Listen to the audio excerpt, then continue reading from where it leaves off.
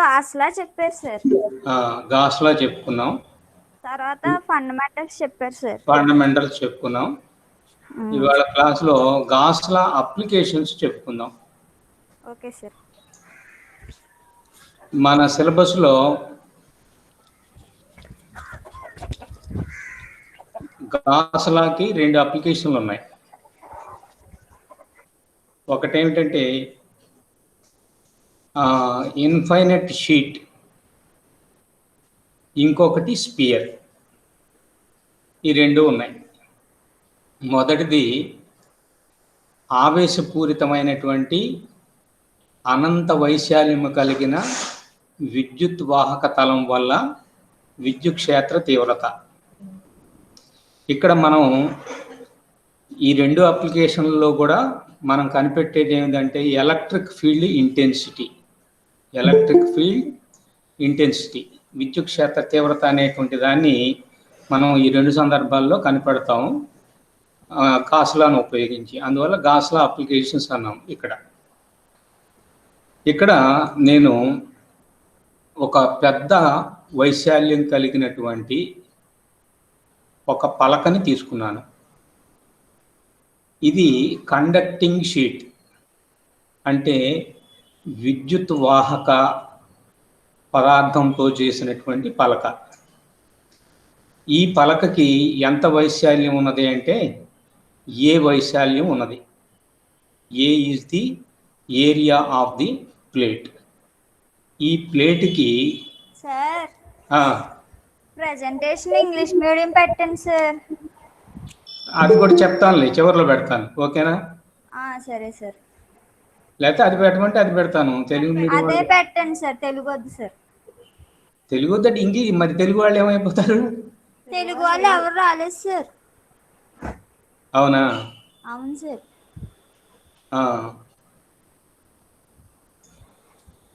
ఇక్కడ ఎవరో ఒకరు అడ్మిట్ కావడానికి రెడీగా ఉన్నారు. అడ్మిట్.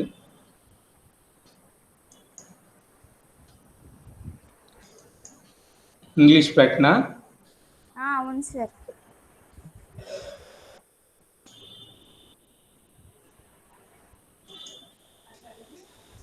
రెడీ అవ్వలేదు.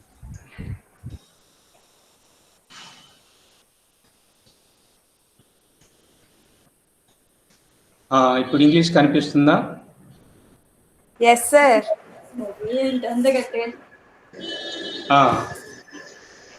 ఇక్కడ మనం electric field intensity due to infinite conducting sheet of charge.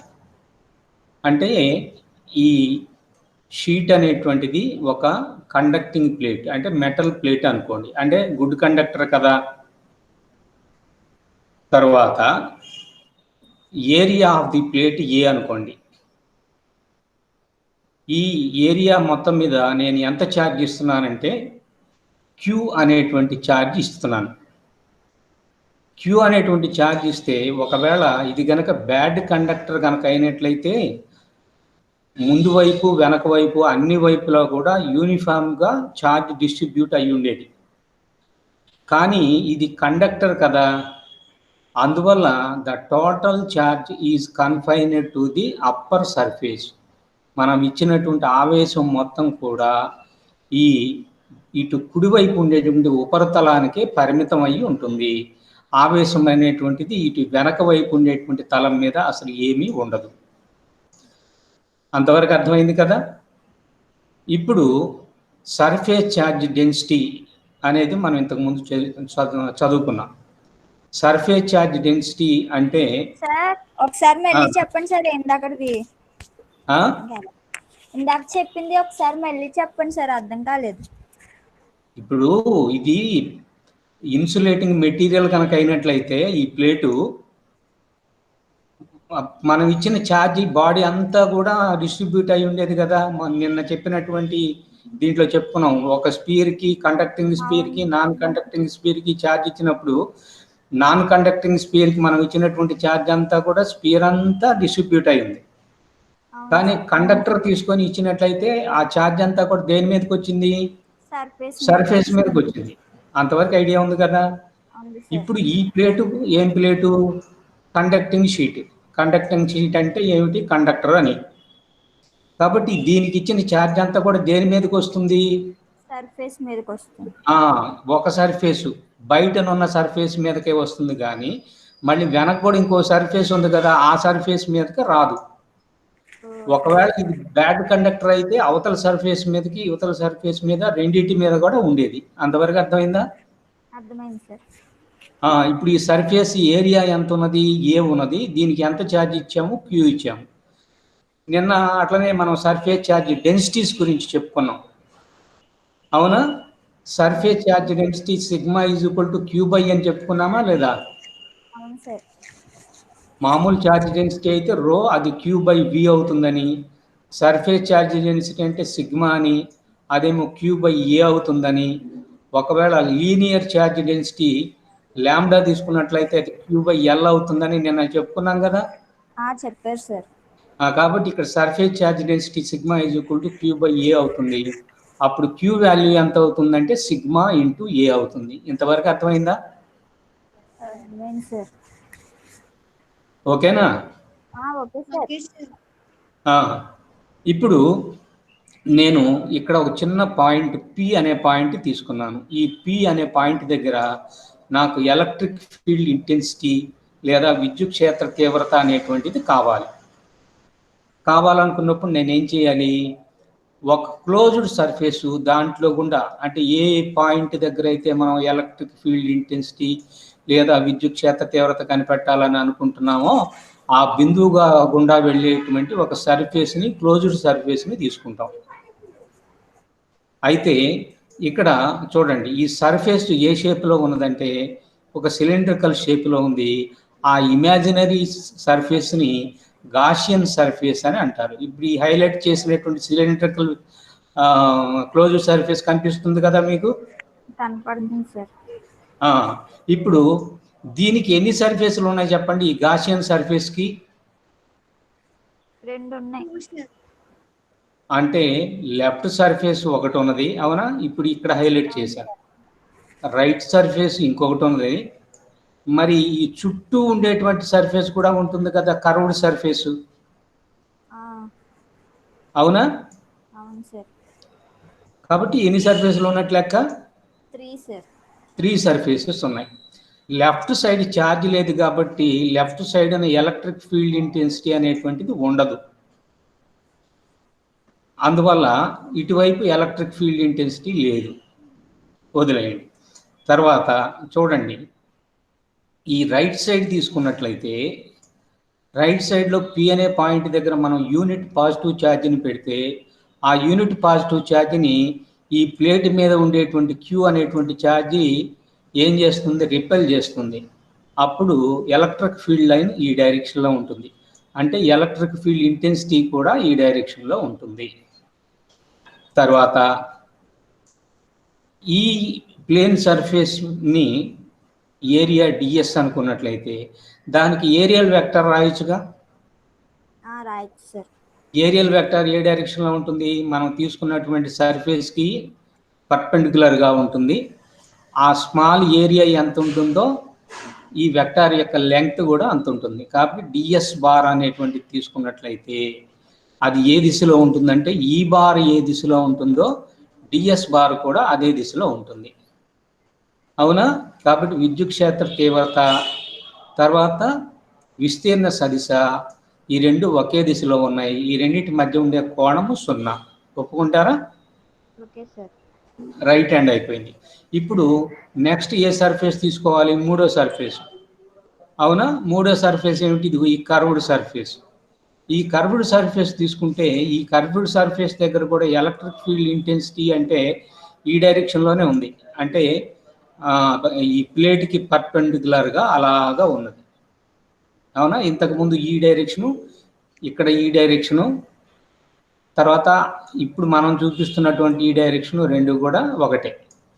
అయితే ఇప్పుడు ఈ స్మాల్ ఏరియాకి, ఇదిగోండి ఇక్కడ కర్వ్డ్ సర్ఫేస్ మీద స్మాల్ ఏరియాని తీసుకున్నాను కదా, ఈ సర్ఫేస్కి మళ్ళీ ఏరియల్ వెక్టార్ రాస్తాను. ఆ ఏరియల్ వెక్టార్ ఇదిగో ఇది. మరి ఆ సర్ఫేస్కి ఆ ఏరియల్ వెక్టార్ అలా ఉందా? లంబంగా ఉందా లేదా? Yes sir. ఇప్పుడు ఇక్కడ ఉండేటువంటి ఈ బార్కి ఈ డిఎస్ బార్కి ఈ రెండింటికి మధ్య యాంగిల్ 90 ఉంటుంది. ఓకేనా? Okay sir. ఇప్పుడు మళ్ళీ మనం గాసులాకి వెళ్ళిపోండి.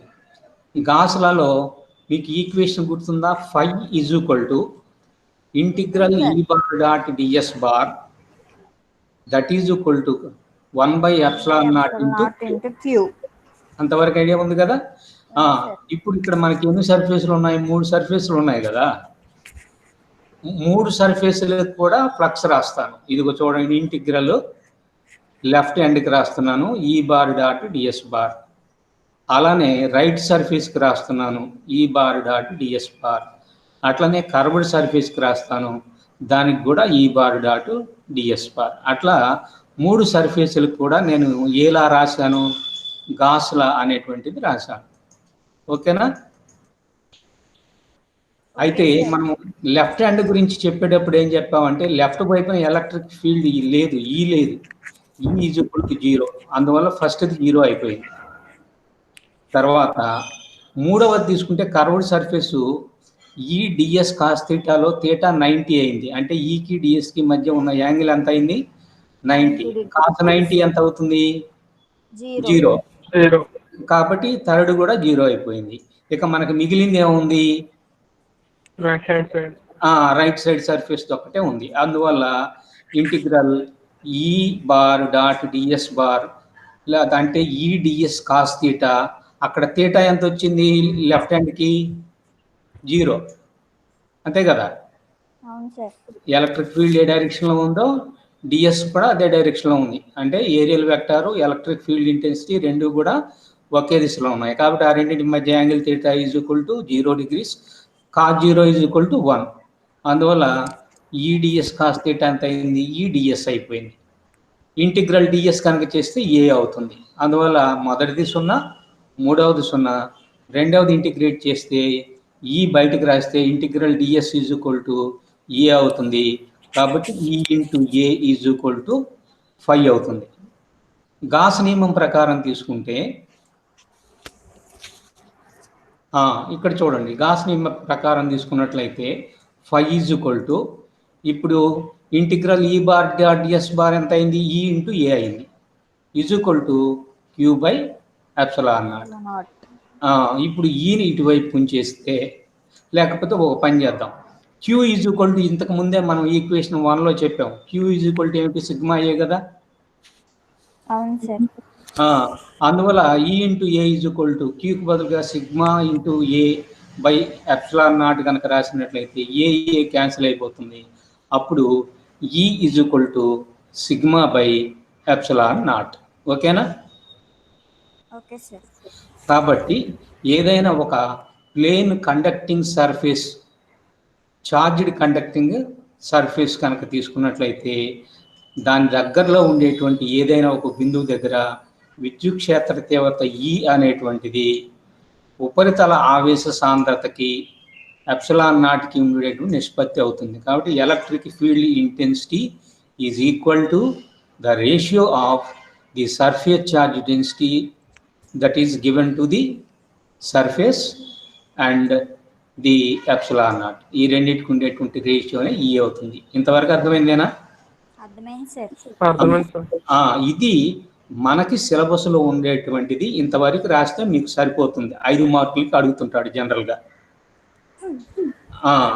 అయితే సిలబస్లో లేనిది ఒక 2 మాటలు కూడా చెప్తాను. ఇక్కడ నేనేం డిరైవ్ చేసేది లేదు. కానీ ఒకవేళ బ్యాడ్ కండక్టర్ అనుకోండి, నాన్ కండక్టింగ్ మెటీరియల్తో చేసిన షీట్ కనుక అయితే అప్పుడు మీకు మళ్ళీ బొమ్మ చూపిస్తాను. ఒకసారి చూస్తే ఇదిగో చూడండి, ఈ ఫ్రంట్ సర్ఫేస్ మీద ఛార్జ్ ఉంటుంది, ఇటువైపు బ్యాక్ సర్ఫేస్ ఉంది కదా, ఈ సర్ఫేస్ మీద కూడా ఛార్జ్ ఉంటుంది.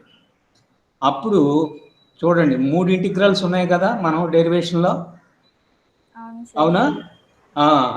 చూడండి లెఫ్ట్ ఎండ్ది కూడా ఏమవుతుంది? ఈఏ అవుతుంది.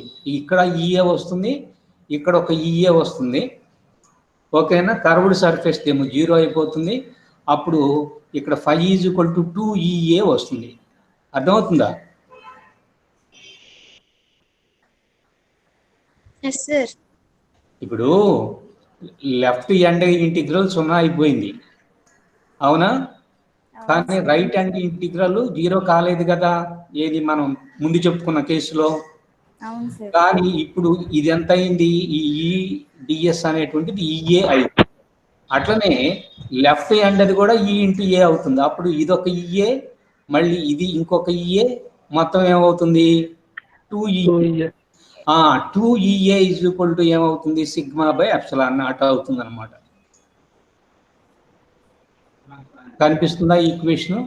ఇదిగో చూడండి, left hand EDS, right hand EDS, curved surface ఇది 0, అందువల్ల ఈడిఎస్ ఏమైంది, ఈఏ అయింది. తర్వాత ఈడిఎస్ కూడా ఏమైంది, ఈఏ అయింది. మొత్తం 2ఈఏ. ఈ 2ఈఏ ఎంతకు సమానము, క్యూ బై ఎప్సిలాన్ నాట్, అవునా? Q is equal to sigma A by epsilon naught. దీని ప్రకారం ఈ తీసుకుంటే ఏమవుతుంది, సిగ్మా బై 2 ఎప్సిలాన్ నాట్. కాబట్టి బ్యాడ్ కండక్టర్ తీసుకుంటే బై 2 వస్తుంది, గుడ్ కండక్టర్ తీసుకున్నట్లయితే only sigma by epsilon naught. ఓకేనా? Okay sir. కాబట్టి మనం తీసుకున్నటువంటి ప్లేటు కండక్టర్ అయితే ఉత్తమ విద్యుత్ వాహకం కనుక అయినట్లయితే విద్యుత్ క్షేత్ర తీవ్రత సిగ్మా బై ఎప్సిలాన్ నాట్ అవుతుంది. అదే కనుక బ్యాడ్ కండక్టర్ అయితే, ఈ బ్యాడ్ కండక్టర్ మనకి సిలబస్లో లేదు, ఒకవేళ అవుట్ ఆఫ్ సిలబస్ పోయి ఎప్పుడన్నా క్వశ్చన్ అడిగితే మీరు కన్ఫ్యూజ్ కాకుండా అదైనా కూడా మీరు అటెంప్ట్ చేస్తారని చెప్తున్నాను. అప్పుడు బ్యాడ్ కండక్టర్ అయితే ఏమైపోతుందంటే ఈ is equal to sigma by 2 epsilon not అవుతుంది. అంతవరకు అర్థమైనట్లేనా? అర్థమైంది సార్. మిగిలిన వాళ్ళకి కూడా అర్థమైంది సార్. ఓకే. తెలుగు మీడియం వాళ్ళు ఉన్నారా? లేదు సార్. ఎవరు లేరా? లేదు సార్. అయినా తెలుగు కూడా చెప్తుంటాను అనుకో. తర్వాత రెండవది ఏమిటంటే electric field intensity due to uniformly charged sphere. ఇది యూనిఫామ్లీ చార్జ్డ్ స్పియర్ అంటంతో మనకు అర్థం ఏమి కావాలి, ఛార్జ్ అంతా కూడా స్పియర్ మొత్తం కూడా డిస్ట్రిబ్యూట్ అయింది. మనం ఇచ్చినటువంటి ఆవేశం మొత్తం ఈ గోళమంతా కూడా సమంగా లేదా ఏకరీతిగా వితరణ చెంది ఉన్నది. వితరణ చెంది ఉండడం అంటే డిస్ట్రిబ్యూట్ అయి ఉన్నది. అందువల్ల ఈ స్పియర్ ఏ స్పియర్ అవుతుంది చెప్పండి? Bad conductor. Bad conductor. ఓకేనా? కాబట్టి ఇందాక మనం షీట్ తీసుకున్నదేమో గుడ్ కండక్టరు, ఇప్పుడు స్పియర్ తీసుకున్నదేమో బ్యాడ్ కండక్టర్. ఇప్పుడు ఈ బ్యాడ్ కండక్టర్కి నేను క్యూ అనేటువంటి ఛార్జ్ కనుక ఇచ్చినట్లయితే ఏదో ఒక బిందువు దగ్గర విద్యుత్ క్షేత్ర తీవ్రత లేదా ఎలక్ట్రిక్ ఫీల్డ్ ఇంటెన్సిటీ ఈ అనేటువంటిది ఎంత ఉంటుంది అనేది కనిపెట్టాలి. దీని విషయానికి వచ్చేటప్పటికి ఇక్కడ 3 కేసెస్ ఉన్నాయి, 3 సందర్భాలు. చూడండి, ఇప్పుడు ఈ మధ్యలో నేను తీసుకున్నటువంటి ఈ స్పియర్ ఉన్నది కదా, ఇది స్పియర్. ఈ స్పియర్కి బయట బిందువు దగ్గర తీసుకున్నట్లయితే ఈ ఎంత వస్తుంది, లేదా సర్ఫేస్ మీదనే కనుక తీసుకుంటే ఈ ఎంత వస్తుంది, లేదా స్పియర్ లోపల ఉండేటువంటి బిందువు దగ్గర మనం ఈ కనిపెడితే అది ఎంత వస్తుంది. అట్లా మనం 3 సందర్భాలు తీసుకుంటాం. కాబట్టి the first case is when the point is out side the spear. Case 2 is when the point is on the surface of the sphere.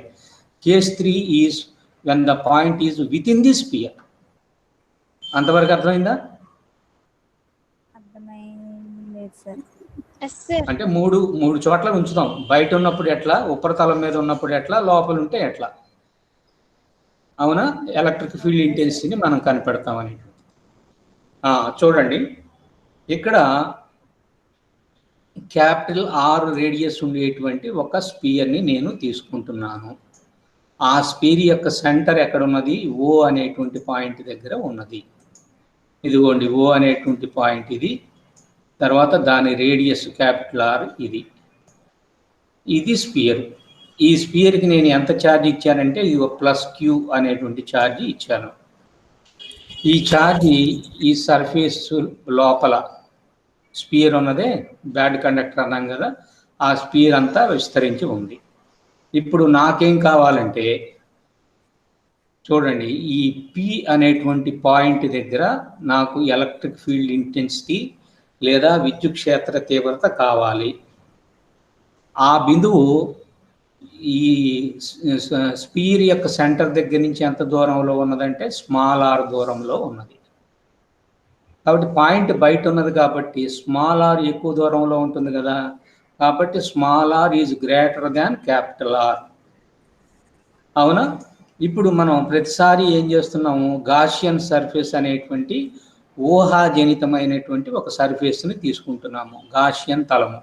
ఇదిగోండి, ఈ పి అనేటువంటి బిందువు గుండా వెళ్ళేటువంటి, నేను చూపిస్తున్నాను కదా కర్సర్ తోటి, ఇది ఒక గాషియన్ సర్ఫేస్. ఇది కూడా ఏ షేప్లో ఉన్నది?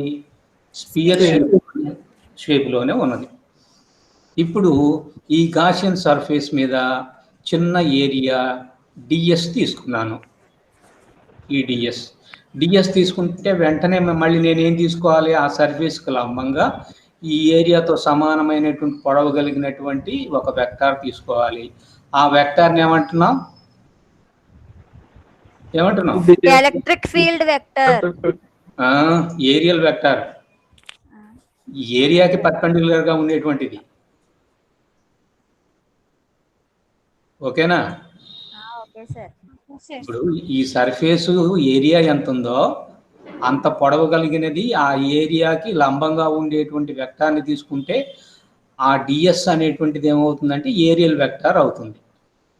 ఇప్పుడు ఎలక్ట్రిక్ ఫీల్డ్ వెక్టార్ ఎలా వస్తుంది? ఆ పాయింట్ దగ్గర ఒక యూనిట్ పాజిటివ్ ఛార్జ్ పెడితే ఆ యూనిట్ పాజిటివ్ ఛార్జ్ని ఈ స్పియర్లో ఉండేటువంటి ఛార్జి ఏ డైరెక్షన్లో నెట్టేస్తుందో అంటే ఆ డైరెక్షన్ ఏమవుతుంది? ఎలక్ట్రిక్ ఫీల్డ్ డైరెక్షన్ లేదా ఈ బార్ డైరెక్షన్ అవుతుంది. ఇప్పుడు ఈ బార్ ఏ డైరెక్షన్లో ఉన్నదో ఈ డిఎస్ బార్ కూడా అదే డైరెక్షన్లో ఉన్నది. అంతవరకు అర్థమైందా? అర్థమైంది సార్.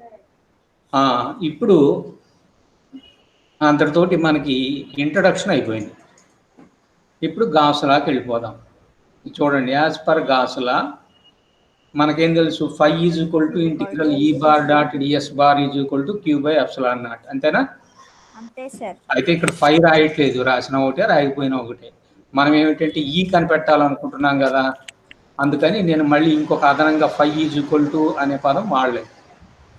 కాబట్టి E bar dot ds bar EDS cos θ. This is equal to q/ε0. ఇక్కడ ఈకి డిఎస్కి మధ్య యాంగిల్ ఎంత అని చెప్పుకున్నాము ఈ బొమ్మలో? 180 degrees. అవునా? అంటే ప్యారలల్ గా ఉంది కదా సార్, అందుకే 180 అని చెప్పేసాం. ప్యారలల్ గా ఉంటే 180, ఆపోజిట్ గా ఉంటే ఎంత? 90 degrees. అవునా?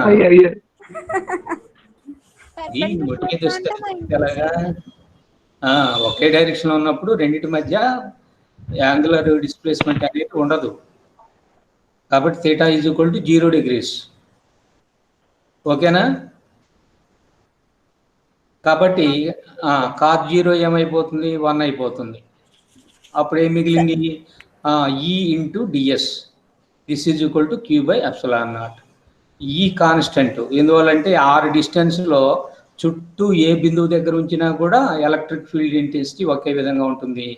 అందువల్ల ఆర్ దూరంలో ఉండేటువంటి ఎలక్ట్రిక్ ఫీల్డ్ ఇంటెన్సిటీ ఈ కాన్స్టెంట్ కాబట్టి బయటకు రాశాను. ఇంకెక్కడ ఏమి మిగిలింది? Integral ds is equal to q/ε0. Integral ds రాసినప్పుడు, ఇంటిగ్రేట్ చేసినప్పుడు లోయర్ లిమిట్ అప్పర్ లిమిట్ రాసుకోవాలి కదా, ఇంతకు ముందు కూడా చెప్పాం మనం. అవును, చెప్పారు సార్. ఇప్పుడు నేను తీసుకున్నటువంటి చిన్న ఏరియా ఉన్నదే, ఇదిగో ఇక్కడ చిన్న స్క్వేర్ లాగా ఉన్నది, అవునా? అది అతి చిన్న ఏరియా అంటే పాయింట్ సైజులో ఉన్నదనుకుంటే, అవునా, అది ఈ సెంటర్ దగ్గర చేసేటువంటి సాలిడ్ యాంగిల్ ఎంత అయిపోతుంది? 0 అయిపోతుంది. ఆ ఏరియా కూడా ఎంత? దాదాపు 0 అనుకోవచ్చు. ఇప్పుడు అట్లా కాకుండా మొత్తం గాషియన్ సర్ఫేస్ ఏరియా తీసుకున్నట్లయితే అప్పుడు ఎంత అవుతుంది అంటే 4πr² అవుతుంది అనమాట.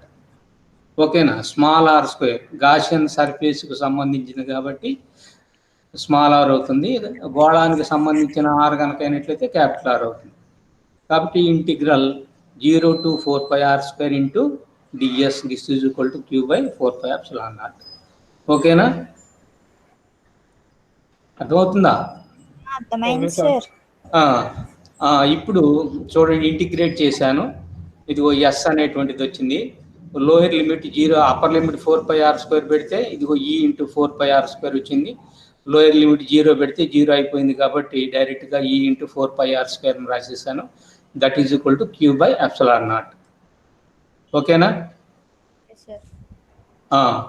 అయిపోతే అప్పుడు ఈ 4πr² ఇటు తీసుకురండి, రైట్ సైడ్కి డినామినేటర్లోకి వచ్చేస్తుంది.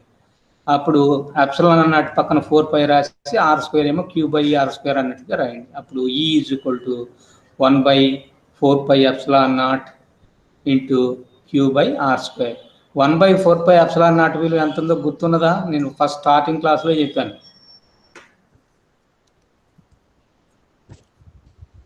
గుర్తులేదు? 9 into 10⁹ newton metre square coulomb square. ఓకేనా? ఇప్పుడు మనం స్పియర్కి ఇచ్చినటువంటి ఛార్జ్ Q కాన్స్టెంట్ అంటే అనుక్షణం ఇది మార్చం కదా. 1/4πε0 కాన్స్టెంట్ కాబట్టి 1/4πε0 ఇంటూ Q అనేటువంటిది ఒక కాన్స్టెంట్ అనుకున్నట్లయితే అప్పుడు ఈకి ఆర్కి ఉండేటువంటి రిలేషన్ ఏమిటంటే E is inversely proportional to r². E అనేటువంటిది r²కి విలోమానుపాతంలో ఉంటుంది, లేదా 1/r² అనేటువంటి దానికి అనులోమానుపాతము లేదా డైరెక్ట్లీ ప్రపోర్షనల్గా ఉంటుంది. ఓకేనా? కాబట్టి ఈకి ఆర్కి ఉండేటువంటి రిలేషన్ ఏమిటి? E is inversely proportional to r². దీన్నే మనం ఇన్వర్స్ స్క్వేర్ లా అని అనొచ్చు కదా. ఇప్పుడు రెండు బిందువుల దగ్గర, అంటే ఇక్కడ నేను r1 దూరంలో ఒక బిందువు, r2 దూరంలో ఇంకొక బిందువుని తీసుకున్నాను అనుకోండి. అప్పుడు ఇక్కడ ఉండేటువంటి విద్యుత్ క్షేత్రత E1, ఇక్కడ ఉండేటువంటి విద్యుత్ క్షేత్రత E2 అనుకున్నట్లయితే అప్పుడు ఆ రెండింటికి ఉండేటువంటి రేషియో చూడండి, E1/E2 is equal to R2² ఇక్కడ చూడండి, E2 అనేది ఇక్కడ డినామినేటర్లో వస్తే అక్కడ R2² అనేది న్యూమరేటర్లో అవుతుంది. అంటే ఇది తగ్గితే ఇది పెరుగుతుందని. అట్లా ఇక్కడ E1 అనేటువంటిది న్యూమరేటర్లో ఉంటే ఇక్కడ R1² అనేటువంటిది డినామినేటర్లో ఉన్నది. అవునా? ఇది జనరల్గా రాసేసాము. ఓకేనా? అది కేస్ 1. కేస్ 2కి వచ్చేటప్పటికి ఇక్కడ మనం ప్రూవ్ చేయడానికి ఏమీ లేదు. ఏమిటంటే కేసు 1లో వచ్చేటువంటి స్మాల్ r² ఉన్నది కదా. స్మాల్ r² అంటే మనం ఎంత దూరంలో ఉన్న బిందువు దగ్గర విద్యుత్ క్షేత్ర తీవ్రత కనపెడుతున్నాం అనేది. ఇప్పుడు చూడండి, స్పియర్ యొక్క సర్ఫేస్ మీద కనుక కావాలనుకున్నట్లయితే ఆ P అనే పాయింట్ని తీసుకొచ్చి ఎక్కడ పెడతాం? సర్ఫేస్ మీద పెడతాం. ఓకేనా? ఆ సర్ఫేస్ మీద కనుక పెట్టినట్లయితే అప్పుడు small r is equal to ఎంతకు సమానం అవుతుంది? క్యాపిటల్ ఆర్కి సమానం అవుతుంది. అంతే, పై ఈక్వేషన్లో స్మాల్ ఆర్కి బదులుగా క్యాపిటల్ ఆర్ రాసేస్తాం. అది చూడండి, ఇక small r is equal to capital R అయింది. అప్పుడు ఈక్వేషను చూడండి, ఇదే equation 1/4πε0 into Q/r². Small r square ఏమో పైన, క్యాపిటల్ r² ఏమో కింద. ఓకేనా? దీనికి గరిష్ట విలువ ఉంటుంది. గరిష్ట విలువ అంటే మ్యాక్సిమం వాల్యూ ఉంటుంది. ఎందువల్లంటే పై దాంట్లో r value, small r value capital R కంటే ఎక్కువ కదా. క్యాపిటల్ ఆర్ వాల్యూ కంటే ఇది ఎక్కువ అయినట్లయితే ఈ వాల్యూ తక్కువ ఉంటుంది. కాబట్టి బయట ఉన్నటువంటి ఈ వాల్యూ కంటే కూడా సర్ఫేస్ మీద ఉండేటువంటి ఈ వాల్యూ ఎక్కువ ఉంటుంది. అది గుర్తుపెట్టుకోండి. ఓకేనా? ఇప్పుడు మూడో సందర్భం ఏమిటి? స్పియర్ లోపల గనక ఎలక్ట్రిక్ ఫీల్డ్ ఇంటెన్సిటీ కనిపెట్టాలనుకుంటే ఎలాగా? ఇందాక నేను చూడండి, బయట కాబట్టి బయట గాషియన్ సర్ఫేస్ తీసుకున్నాను. ఇప్పుడు ఎక్కడ తీసుకోవాలి నేను గాషియన్ సర్ఫేసు? లోపల తీసుకోవాలి కదా. ఇదిగో చూడండి, ఈ కేంద్రం దగ్గర నుంచి ఇక్కడ వరకు ఉండేటువంటి రేడియస్, అంటే ఇక్కడ నేను స్పియర్నేమో పెద్దదిగా తీసుకున్నాను. అవునా? గాషియన్ సర్ఫేస్ అనేటువంటిది లోపల తీసుకుంటున్నాను కాబట్టి అది చిన్నది. అవునా? ఇక్కడ P' అనే పాయింట్ దగ్గర నాకు విద్యుత్ క్షేత్ర తీవ్రత కావాలి. అది గుర్తుపెట్టుకోండి. ఓకేనా? కాబట్టి ఇక్కడ కూడా నేను క్యాపిటల్ ఆర్ వ్యాసార్థం కలిగినటువంటి ఒక స్పియర్ తీసుకొని దానికి Q అనే క్యూ అనేటువంటి ఛార్జ్ ఇచ్చాను. ఆ ఛార్జ్ ఈ స్పియర్ అంతా కూడా డిస్ట్రిబ్యూట్ అయ్యి ఉన్నది. అయితే స్పియర్లో ఉండేటువంటి ఒకానొక బిందువు P' దగ్గర నాకు ఏం కావాలి, ఎలక్ట్రిక్ ఫీల్డ్ ఇంటెన్సిటీ కావాలి. ఇప్పుడు ఆ బిందువు దగ్గర నేను యూనిట్ పాజిటివ్ ఛార్జ్ పెట్టాను. ఆ యూనిట్ పాజిటివ్ ఛార్జ్ని ఈ స్పియర్ లోపల ఉండేటువంటి, అంటే గాసియన్ సర్ఫేస్ లోపల ఉండేటువంటి ఛార్జ్ మాత్రమే, అది గుర్తుపెట్టుకోండి, దాన్ని Q' అంటున్నాను. ఈ విషయం అర్థమవుతుందా మీకు? మళ్ళీ చెప్పండి సార్. మొత్తం స్పియర్కి నేను ఇచ్చిన ఆవేశం ఎంత, ఛార్జ్ ఎంత? Plus q. ఇప్పుడు ఈ లోపల నేను గాసియన్ సర్ఫేస్ తీసుకుంటే ఆ గాసియన్ సర్ఫేస్ లోపల క్యూ ఉంటుందా? అంతకంటే తక్కువ ఉంటుంది కదా. అవును సార్. ఆ ఛార్జ్ నేను Q' అంటాను. ఓకేనా? Okay sir. కాబట్టి మొత్తం ఇచ్చిందేమో ప్లస్ క్యూ, అది స్పియర్ అంతా డిస్ట్రిబ్యూట్ అయింది. ఈ గాసియన్ సర్ఫేస్ లోపల ఉండేటువంటి ఆవేశము Q'. ఇప్పుడు సెంటర్ దగ్గర నుంచి నేను స్మాల్ r దూరంలో ఉండేటువంటి బిందువు దగ్గర నేను ఎలక్ట్రిక్ ఫీల్డ్ ఇంటెన్సిటీ కనిపెట్టాలనుకుంటున్నాను. ఇక్కడ ఎలక్ట్రిక్ ఫీల్డ్ డైరెక్షన్, అంటే ఈ డైరెక్షన్ ఎట్లా ఉన్నదంటే ఇదిగో ఇలా ఉన్నది. అవునా? ఈని చూపించాను కదా, ఈ డైరెక్షన్లో ఉన్నదన్నమాట. ఇదిగో ఇలాగా ఈ డైరెక్షన్లో ఉన్నది. అట్లనే ఈ సర్ఫేస్ కనుక తీసుకున్నట్లయితే ఈ స్మాల్ సర్ఫేస్ డిఎస్కి దీనికి లంబంగా ఏం తీసుకుంటామో ఏరియల్ వెక్టర్. ఇదిగో ఇది డిఎస్ అనేది ఏరియల్ వెక్టర్.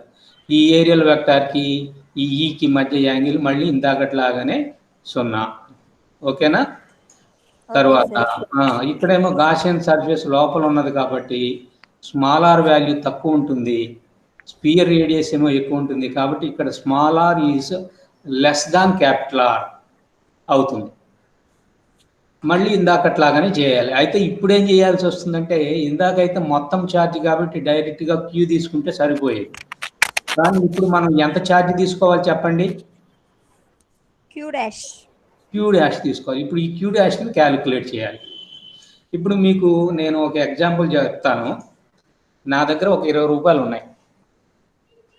20 రూపాయలు వస్తే 4 వ్యక్తులు ఉన్నారు. 4కి పంచితే ఒక్కొక్కరికి ఎంత వస్తుంది? 5 రూపాయలు వస్తుంది. ముగ్గురికి ఎంత వచ్చింది అంటే ఆయన ఏం చెప్తారు?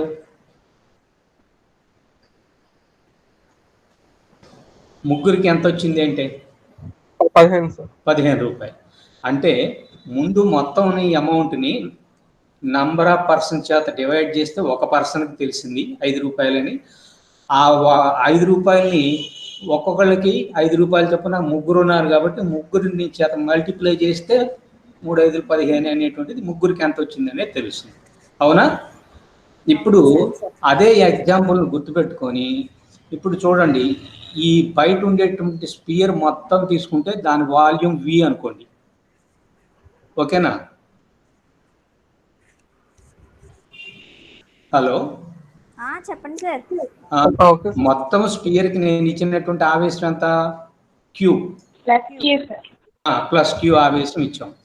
దీని వాల్యూమ్ V అనుకోండి. అప్పుడు ఒక యూనిట్ వాల్యూమ్కి ఎంత ఛార్జ్ ఇస్తాము? Q/V అవుతుందా? అవును సార్. దాన్ని ఛార్జ్ డెన్సిటీ అంటామా? అవును సార్. కాబట్టి యూనిట్ వాల్యూమ్కి వచ్చేటువంటి ఛార్జీ మళ్ళీ ఈ లోపల ఉండేటువంటి గాసియన్ సర్ఫేస్ యొక్క వాల్యూమ్ చేత మల్టిప్లై చేసాం అనుకోండి, అప్పుడు ఈ గాసియన్ సర్ఫేస్లో ఉండేటువంటి ఛార్జ్ ఎంత లేదా Q' ఎంత అనేటువంటి తేలుతుంది. ఓకేనా? Okay sir. ఇప్పుడు అలాంటి ఎగ్జాంపుల్ చూద్దాం. చూడండి, ఇక్కడ గాసియన్ థియరం కనుక వెళ్తే ఇంటిగ్రల్ E⁻.ds⁻ = 1/ε0 Q' అని వేసాం. Q' ఎందుకు వేసాము? Gaussian surface charge.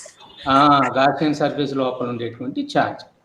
తర్వాత ఇప్పుడు నేను ముందు చెప్పాను కదా, ఛార్జ్ డెన్సిటీ అంటే charge per unit volume = Q/V. Q ఏమో మొత్తం స్పియర్ ఇచ్చినటువంటి ఛార్జీ, మొత్తం స్పియర్ యొక్క వాల్యూమ్ V. ఆ స్పియర్ యొక్క రేడియస్ ఎంత చెప్పండి? క్యాపిటల్ R అనుకున్నాం కదా, 4/3πr³ సార్. క్యూబ్ అయితే అక్కడ ఉంది కాబట్టి చెప్తున్నారా? కాదు సార్, ఓకే ఫార్ములా తెలుసు సార్. ఓకే. అప్పుడు ఛార్జ్ డెన్సిటీ ఎంత అవుతుందంటే, ఛార్జ్ డెన్సిటీ అంటే ఆవేశ సాంద్రత. ఆవేశ సాంద్రత Q/4/3πr³ అనేది వచ్చింది. కాబట్టి ఇది ఛార్జ్ డెన్సిటీ కదా. ఈ ఛార్జ్ డెన్సిటీని మళ్ళీ దేని వాల్యూమ్ చేత మల్టిప్లై చేయాలి? ఈ గాసియన్ సర్ఫేస్ వాల్యూమ్ ఉంది కదా, ఆ వాల్యూమ్ చేత మల్టిప్లై చేస్తే Q' వస్తుంది. ఇదిగో చూడండి, గాసియన్ సర్ఫేస్ లోపల ఉండేటువంటిది కూడా స్పియరే, దాని వాల్యూమ్ V' అనుకున్నట్లయితే, అవునా? చూడండి, దాని రేడియస్ ఎంత అనుకున్నాము? Small r. కాబట్టి దాని వాల్యూమ్ 4/3πr³.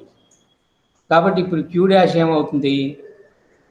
యూనిట్ వాల్యూమ్కి లేదా ప్రమాణ ఘన పరిమాణానికి ఉండేటువంటి ఆవేశము ఇంటూ ఘన పరిమాణము V'. కాబట్టి రో ఎంత? Q/4/3πr³ ఇంటూ గాసియన్ సర్ఫేస్ లోపల ఉండేటువంటి స్పేర్ యొక్క వాల్యూమ్ 4/3πr³. ఈ 4/3కి ఈ 4/3కి ఈ పైకి క్యాన్సిల్ అయిపోతుంది. అప్పుడు మనకి ఈక్వేషన్లో ఏమవుతుంది? Q' = Q into small r³ R³ వచ్చింది. ఓకేనా? Okay sir. ఇప్పుడు మళ్ళీ పై ఈక్వేషన్కి వెళ్ళిపోండి. ఏమని తెలుసు మనకి? Integral E⁻.ds = 1/ε0 Q'. Q'కి బదులుగా ఏం రాయాలి? Q ఇంటూ R³ రాశాను. లెఫ్ట్ రైట్ సైడ్ ఉండేటువంటి RHS అలా ఉంచేసుకొని, ఇప్పుడు LHS రాస్తే E⁻.ds ఎంత అయింది? EDS cos θ. θ ఎంత అని తెలుసు మనకి? 0. కాబట్టి cos 0 1. ఈ కాన్స్టెంట్ కాబట్టి బయటకు రాయండి. పైన ఏం చేసామో మళ్ళీ ఇక్కడ కూడా అదే చేస్తున్నాం. ఇంటిగ్రల్ ds చేసిన తర్వాత మళ్ళీ ఇంటిగ్రేషన్కి ఇక్కడ ఏం వేయాలి? మనం అవధులు వేయాలి. అవధులు అంటే లిమిట్స్. లోయర్ లిమిట్ అంటే మనం తీసుకున్న చిన్న ఏరియా ఉంది, అది బిందు పరిమాణంలో లేదా పాయింట్ సైజులో ఉన్నదంటే లోయర్ లిమిట్ 0 అవుతుంది. మొత్తం సర్ఫేస్ ఏరియా తీసుకున్నట్లయితే 4πr², అంటే గాసియన్ సర్ఫేస్ మొత్తం కనుక తీసుకున్నట్లయితే 4πr². This is equal to 1/ε0 Q small r³/R³. ఇదిగో చూడండి, ఇంటిగ్రల్ ds = S వచ్చింది. ఇదిగో లోయర్ లిమిట్ రాశాను, అప్పర్ లిమిట్ రాశాను. లోయర్ లిమిట్ ఏమో 0 అయిపోయింది, అప్పర్ లిమిట్ ఒకటే మిగిలింది. కాబట్టి E into 4πr² = 1/ε0 into Q into small r³/R³ అనేటువంటిది వచ్చింది. అవునా? 1/ε0 ఇంటూ Q ఇంటూ R³/R³. చూడండి, లెఫ్ట్ సైడ్ R² ఉన్నది, స్మాల్ r². రైట్ సైడ్ ఏమున్నది? R³ ఉంది. దాంట్లో ఒక R²కి దీంట్లో ఒక R²కి పోతే ఇంకా ఇక్కడ రైట్ సైడ్ ఒక R మిగులుతుంది. ఇంక ఇటువైపు 4 పైన కూడా ఇటువైపు తీసుకురండి, అది Q/4πε0 అవుతుంది. ఇక్కడ స్మాల్ r/R³. క్యాపిటల్ R అంటే ఏంటి?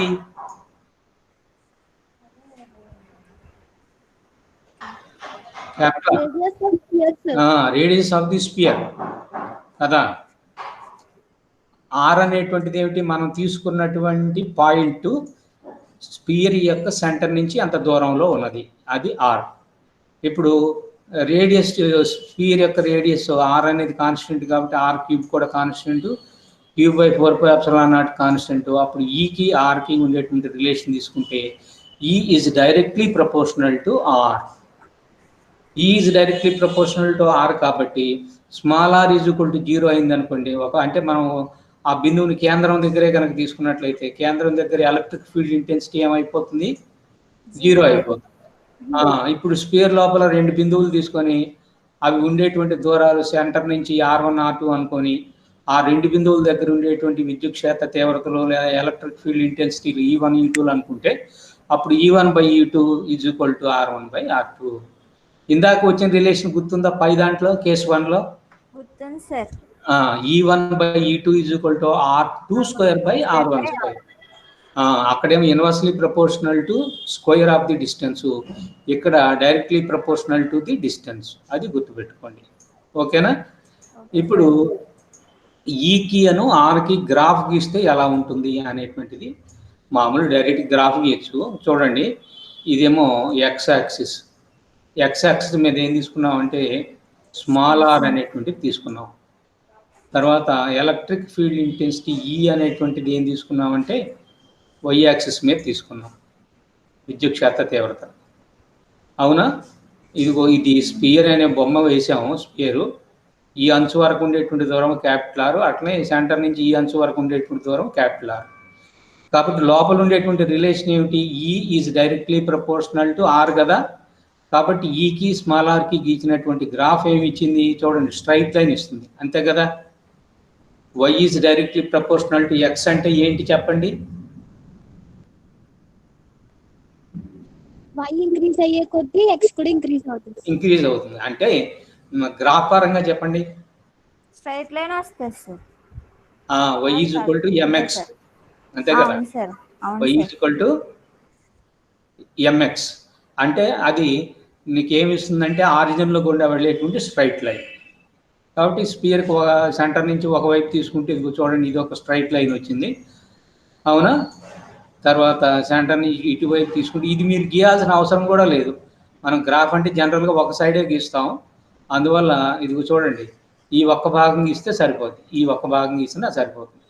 చూడండి, ఫస్ట్ సెంటర్ నుంచి కనుక బయలుదేరితే ఉపరితలం వచ్చేంత వరకు ఏమైంది? డైరెక్ట్లీ ప్రపోర్షనల్ కాబట్టి పెరుగుతూ వచ్చింది. ఆ తర్వాత అందుకే ఏం రాసాం ఇక్కడ? Is directly proportional to r. బయటకు వచ్చిన తర్వాత కర్వ్ ఏమైపోయింది? పడిపోతుంది. అంటే ఆర్ వాల్యూ పెరుగుతుంటే ఈ వాల్యూ ఏమైంది? తగ్గింది. E is inversely proportional to r square కాబట్టి ఇదిగో ఇలా పడిపోయింది. ఇప్పుడు ఈ లెఫ్ట్ సైడ్ ఉండేటువంటి ఈ పార్ట్ ఉన్నదే, అది మనం ఊరక సిమెట్రీ కోసం గీసినటువంటిది. టెక్స్ట్ బుక్లో వాడు సిమెట్రీ కోసం గీశాడు. ఆ బొమ్మని నేను కాపీ కొట్టాను, అంతే, ఇంకేం లేదు. ఓకేనా? Okay sir. ఇంతటితోటి గాస్ లా యొక్క అప్లికేషన్స్ అయిపోయినాయి. అవునా? అవును సార్. ఇంతవరకు అందరికీ అర్థమైందా? Yes, sir. ఇంకొక 10 నిమిషాలు ఉన్నట్టుంది. ఉంది సార్. ఇప్పుడు నేను మిమ్మల్ని ఒక చిన్న క్వశ్చన్ అడుగుతాను. ఎలక్ట్రిక్ ఫీల్డ్ ఇంటెన్సిటీ అంటే ఏమిటి? తెలిసిన వాళ్ళు మాత్రమే చెప్పండి.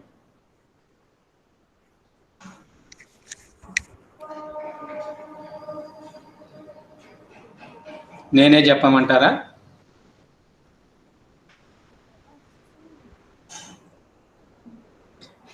మనం స్టార్టింగ్ నుంచి ఈ గురించే కదా మాట్లాడుతున్నాం, విద్యుత్ క్షేత్ర తీవ్రత. ఒక పాయింట్ ఇప్పుడు ఒక ఎలక్ట్రిక్ ఫీల్డ్ లో మనం ఒక పాయింట్ చార్జ్ పెడితే దాని మీద ఎంత ఫోర్స్ యాక్ట్ అవుతుందో అని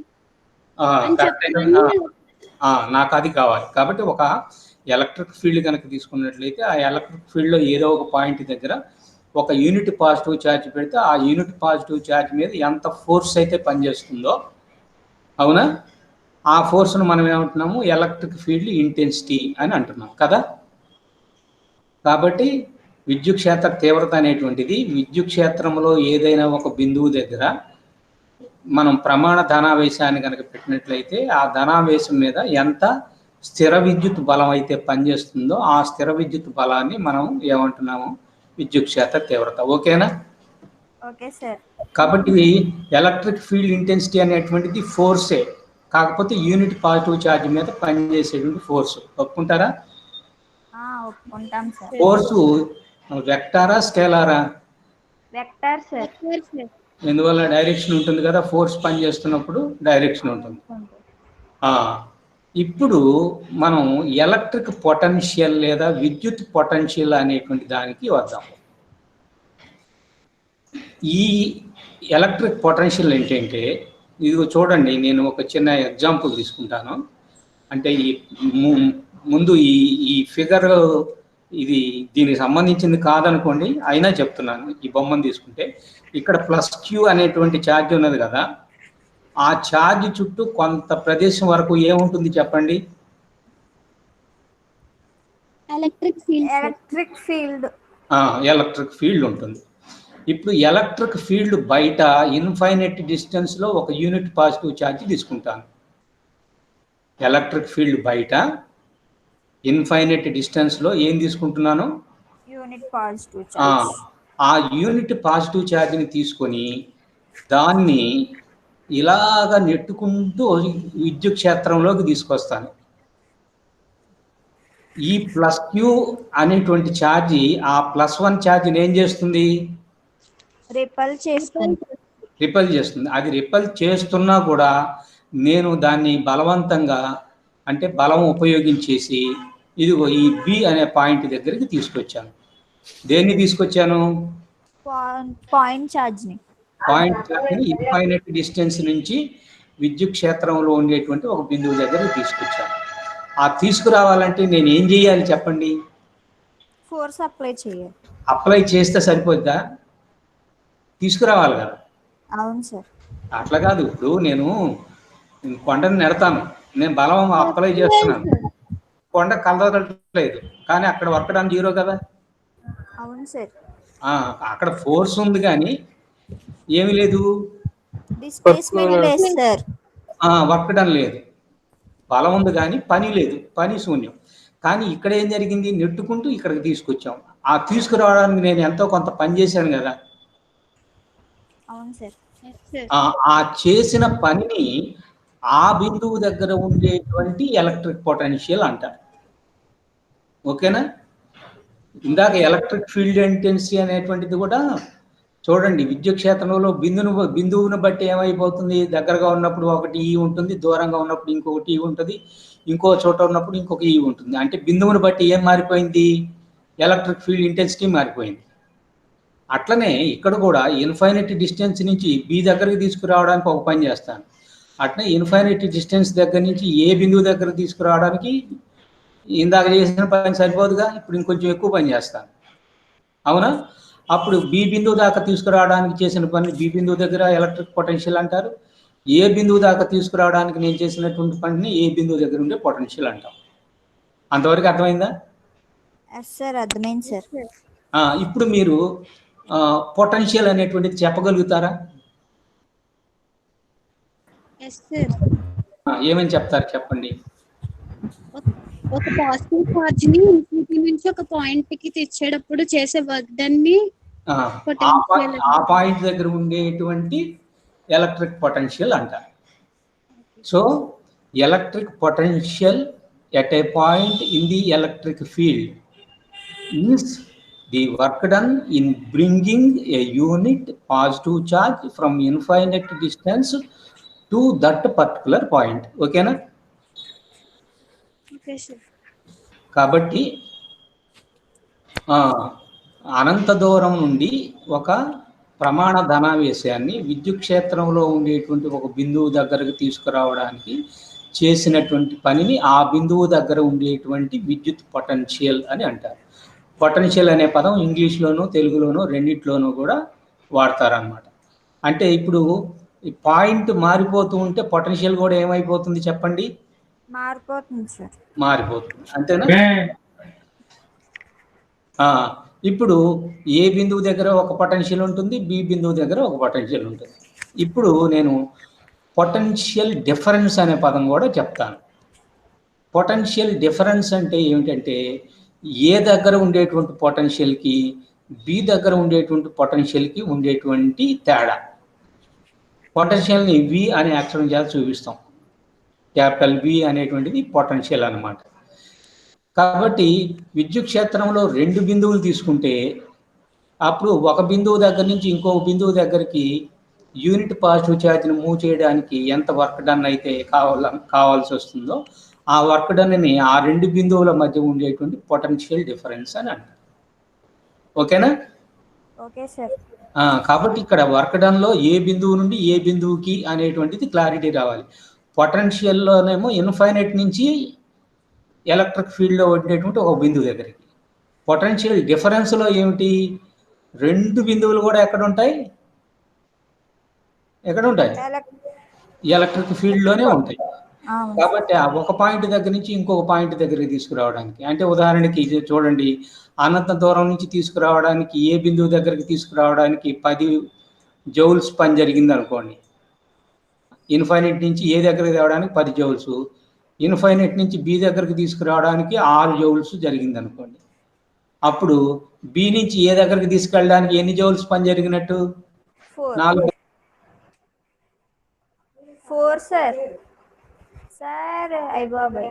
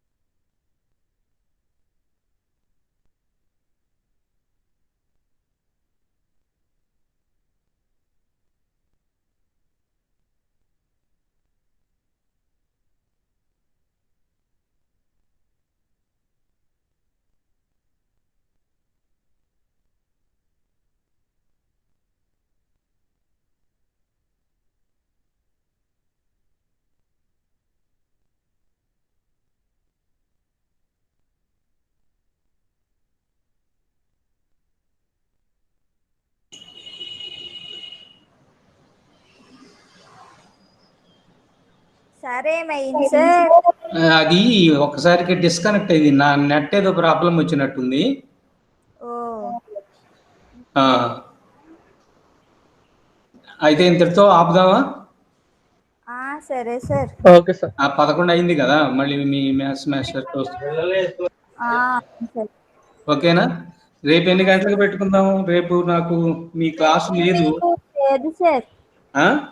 రేపు మీకు లేదు సార్. నాకు లేదులే. నేను క్లాస్ తీసుకోవడం వద్దంటారా? తీసుకోండి సార్. అంటే పొద్దున్న లేదు, ఏ టైంలో చెప్తారని అంటున్నాను సార్. సార్ అడిగింది కూడా అదే. రేపు గణేష్ గారు ఏ టైంలో చెప్పాలి. గణేష్ గారు ఏ టైంలో తీసుకుంటారు రేపు మధ్యాహ్నం? సార్ అయితే టైం టేబుల్ లేకపోతే 2 to 3 తీసుకుంటున్నారు సార్. 2 to 3. నేను 3కి తీసుకోవచ్చా? తీసుకోండి సార్. ఏదైనా నేను మీకు మళ్ళీ ఆ లింక్ అడ్రస్ అది పంపిస్తాను. Okay sir.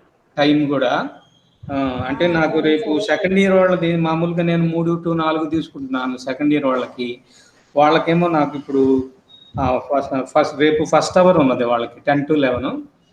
వాళ్ళకి 10 to 11 పెడితే మీకు 3 to 4 పెడతాను. ఓకేనా? Okay sir. చెప్పిన వరకు అర్థమైంది కదా? అర్థమైంది సార్. పొటెన్షియల్ డిఫరెన్స్ అనే దాని దగ్గర కొంచెం చెప్పాలి మళ్ళీ. అవును సార్, ఈ లోపు డిస్కనెక్ట్ అయిపోయారు సార్. ఈ లోపు డిస్కనెక్ట్ అయిపోయింది. ఓకే, సరేనైతే క్లోజ్ చేయనా? చేయండి సార్. ఓకే.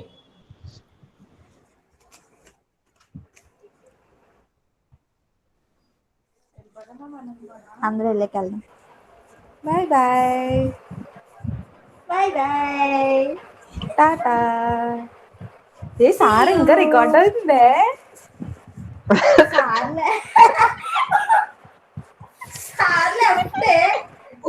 సార్ లెఫ్ట్ అయిపోయి నాకు రికార్డ్ ఎందుకు? Hello SK. Hello, bye bye. వెళ్ళిపో. నువ్వు వెళ్ళు. నేను రాను బాబోయ్.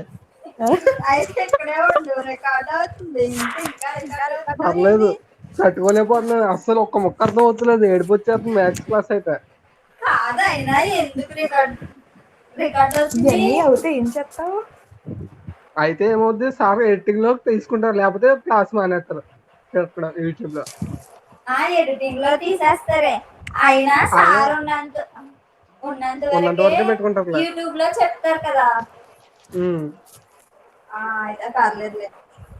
ఏమైనా నోట్స్ రాయమంటే చెప్పండి, అసైన్మెంట్ రాయమంటే చెప్పండి, కానీ నేనైతే క్లాస్ రాలేదు, నా వల్ల కావట్లేదు. ఇప్పుడు రాడా? అమ్మో, తట్టుకోలేకపోతున్నాను. అది క్లాస్ కాదు, అది నిద్ర వచ్చేస్తుంది. పడుకో, మేము వెళ్ళిపోతున్నాం. బాయ్. ఏంటి అయిపోయిందా?